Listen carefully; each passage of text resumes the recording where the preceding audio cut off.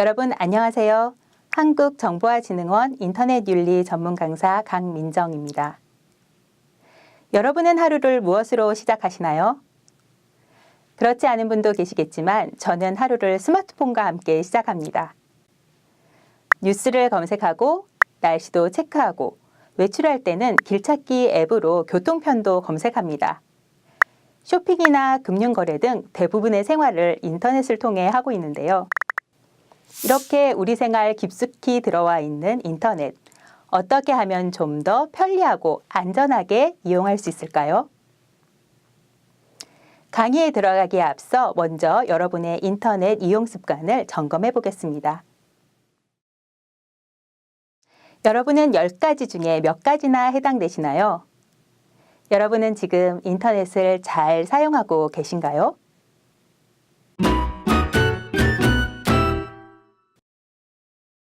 최근 허위 정보가 인터넷과 각종 매체를 통해 양산되고 확대 재생산되어 많은 사람들에게 공유되고 있습니다. 허위 정보는 특정 집단의 이익을 위해 확대 재생산되기도 하고 단순 호기심에 빠르게 확산되기도 합니다. 허위 정보의 확산 속도가 진짜 뉴스보다 6배나 빠르다는 미국 매사추세츠 공대의 연구 결과도 있습니다. 뉴스 12만 6천 건을 분석한 결과 허위 정보가 70%에 이른다고도 합니다. 이러한 허위 정보에 현혹되지 않으려면 먼저 출처를 확인하고 발행 정보, 발행 일자, 취재원 등을 확인해야 합니다. 다른 언론사의 기사와 비교하여 검증해 볼 필요도 있습니다. 지나치게 자극적이지 않은지, 광고성 뉴스는 아닌지 살펴볼 필요도 있습니다. 또 사실 여부가 명확해질 때까지는 해당 정보를 공유하지 말아야 합니다. 최초 게시자뿐 아니라 허위 정보를 전달한 사람에게도 책임이 있기 때문입니다.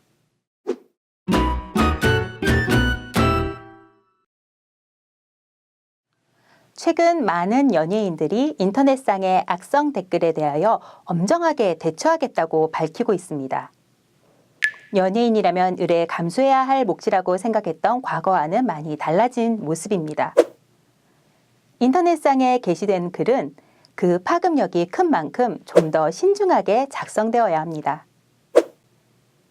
여러분이 이용한 상품이나 서비스에 후기를 올릴 때 그것이 부정적인 내용을 포함하고 있다면 객관적인 사실에 근거한 것인지 또 다른 사람도 꼭 알아야 할 내용인지 잘 판단해야 합니다. 사이버상의 명예훼손이나 모욕죄는 형법상의 명예훼손이나 모욕죄보다 더 엄한 벌을 받습니다. 허위 사실의 파급력이 더 파괴적인 사이버 공간의 특수성을 고려하기 때문입니다. 공공연한 공간인 인터넷상에서 상대방을 비방할 목적으로 구체적인 사실 혹은 허위 사실을 적시하면 사이버 명예훼손으로 처벌받을 수 있습니다. 인터넷상에 글을 게시할 때는 멈추고 생각하고 다시 읽기를 권유드립니다.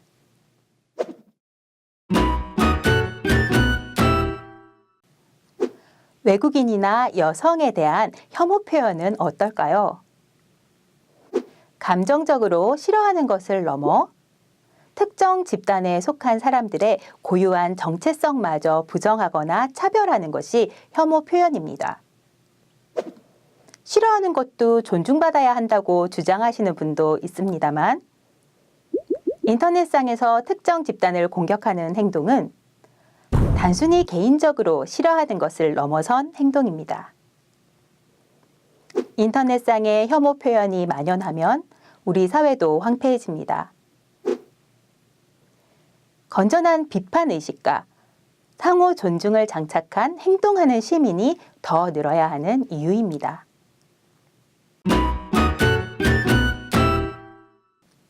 올 들어 페이스북이 개인정보 제공 문제와 해킹으로 전 세계인의 공분을 산 바 있습니다. 정보와 사회에 더욱 중요성이 커지고 있는 개인정보를 잘 보호하면서 인터넷의 편리함을 충분히 누릴 수는 없는 걸까요? 저는 작년에 컴퓨터가 악성 코드에 감염되는 피해를 입었습니다. 이메일을 보내려고 컴퓨터를 켰는데 포털 사이트 화면에 전 국민의 인터넷 뱅킹 안전성 제고를 위하여 조사를 하고 있으니 계좌 정보를 입력하라 하는 팝업창이 떴습니다.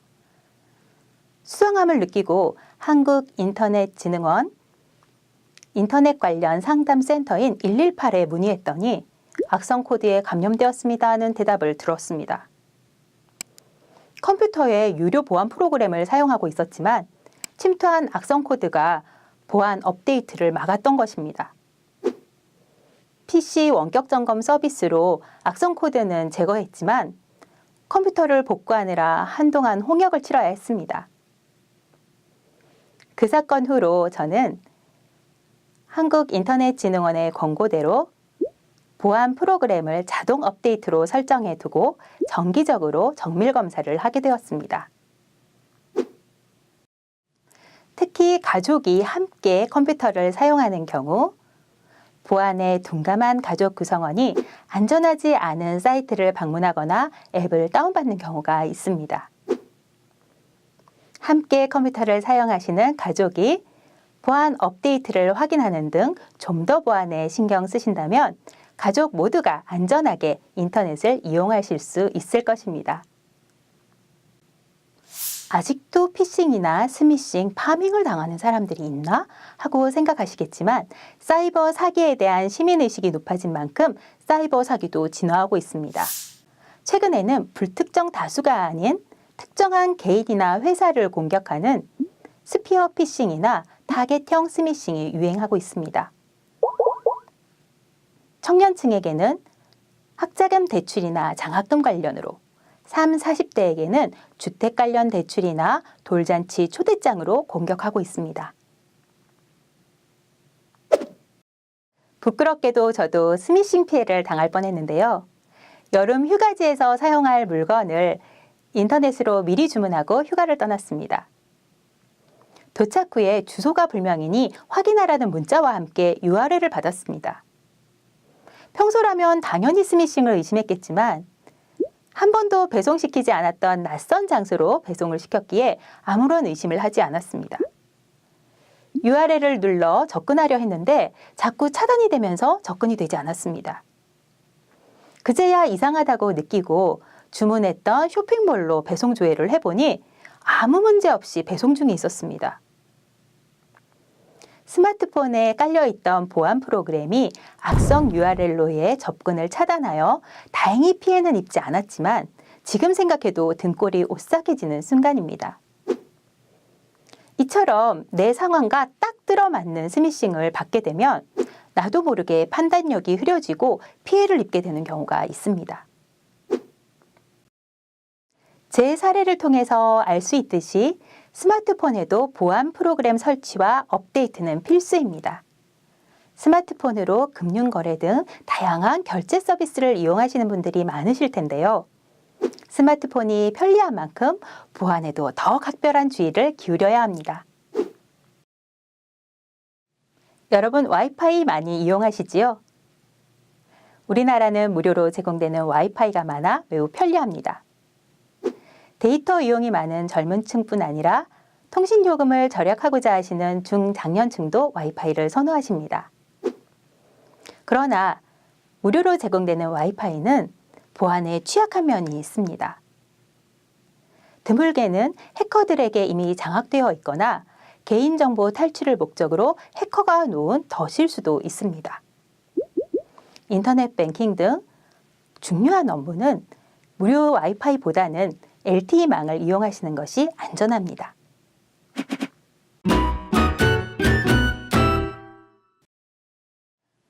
지금까지는 안전한 인터넷 생활에 대하여 말씀드렸는데요.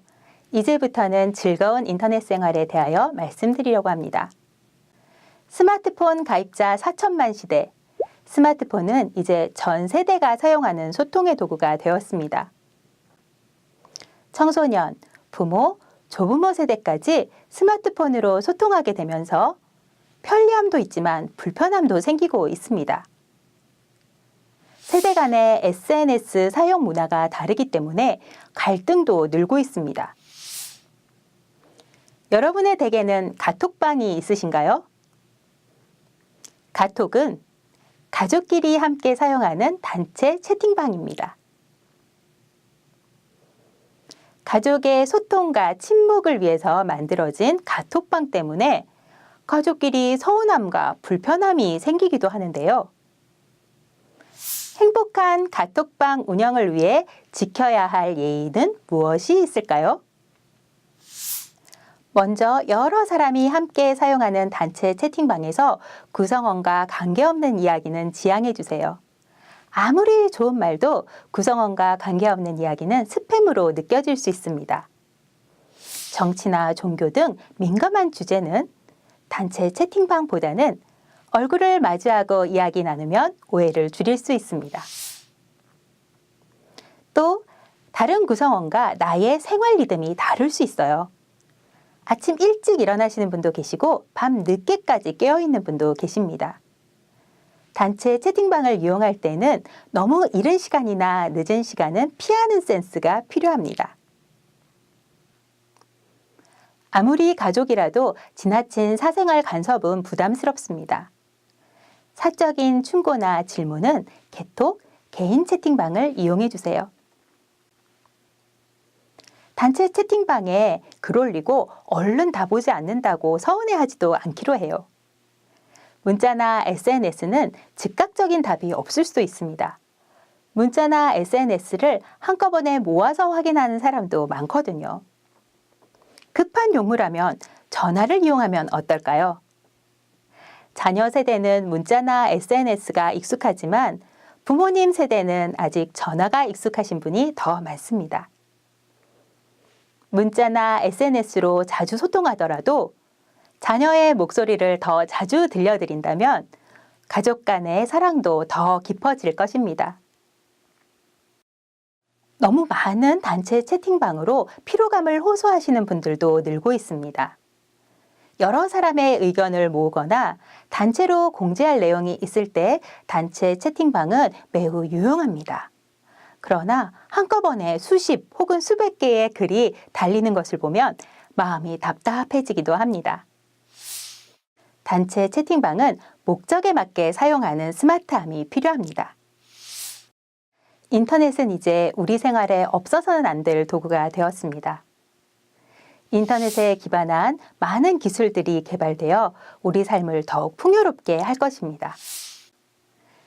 그 속에서 새로운 도전과 가능성을 발견하는 사람들도 늘고 있습니다.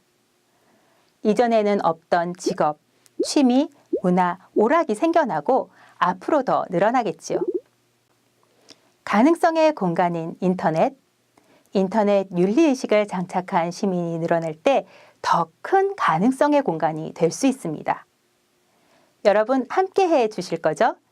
감사합니다.